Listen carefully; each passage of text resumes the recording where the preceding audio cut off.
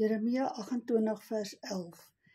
Want ek weet wat 'n gedagtes ek aangaande julle koester, spreek die Here. Gedagtes van vrede en nie van onheil nie, om julle 'n hoopvolle toekoms te gee. Nou vir julle wat my nie ken nie, ek is Ina Prinsloo. Ek en my man Dani woon in Kleinfontein Kultuurdorp naby Ruiten, Suid-Afrika. Ek wil julle net vertel wat met ons gebeur het. Junie 2023, 3 uur die oggend word ek wakker met 'n hengse gebrul langs my in die bed. Julle, my man, gesonde man, wat geen medikasie gebruik het nie, wat op dakke geklim het en fiks is, nie oorgewig is nie, daar lê hy met 'n hengse epileptiese aanval.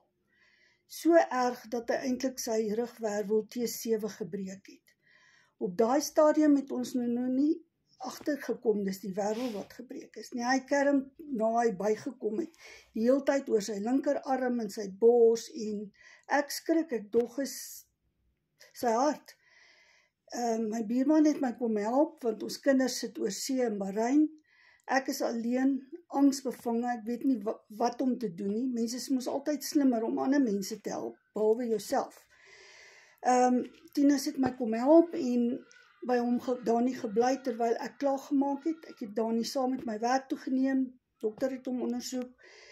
Nee, dis nie die hart nie. Nou na ekstrale toe is dit nou uitgevind, dit is die wervel wat die probleem is. Soveel van pyn het mens nog nooit gesien nie.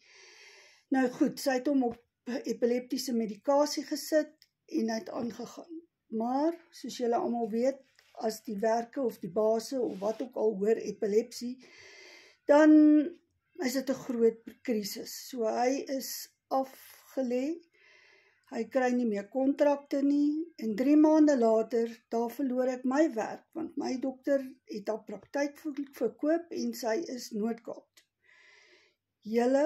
Weet julle wat angs is? Weet julle wat op verloorse vlakte sit?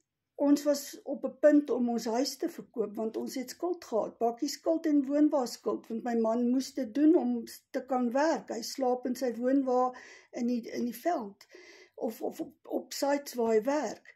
Julle, ek kan nie vir julle vertel nie, maar Vader was goed vir ons en ons kinders het vir ons deurgekom, maar want ons het agtergeraak met ons heffings en die paemente.